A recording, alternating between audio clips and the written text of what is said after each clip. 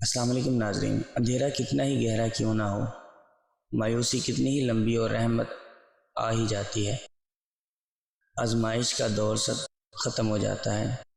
اکثر وہ لوگ جو دوسروں کے پیروں تلے سے زمین کھینچنے میں دلچسپی رکھتے ہیں اور اس کو زندگی کا حصہ اور خوشی سمجھتے ہیں، ان کو ضرور سمجھ لینا چاہیے کہ جب وقت ٹلتا ہے تو پھر ایسے لوگوں کو کہیں پر رکھنے کی جگہ نہیں ملا کرتی۔ حضرت علی رضی اللہ تعالی عنہ نے فرمایا، اپنی زبان کو یوں محفوظ رکھو جس طرح سونا اور چاندی کو محفوظ رکھتے ہو۔ تمہاری زبان وہی بات کرے گی جس کا تم نے اسے عادی بنایا ہوا ہے۔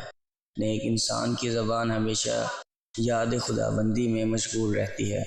جو مرد عورت کے پستان دبائے تو اس مرد کی ایک جگہ خاصیت ہوتی ہے کہ وہ اپنی شہوت پوری کرتا ہے اور بس۔ بے صبری کرنے پر کسی قسم کا اجر و ثواب نہیں ملتا۔ جس کے پاس کوئی عمل خیر نہیں، اس کے لیے کچھ ثواب نہیں۔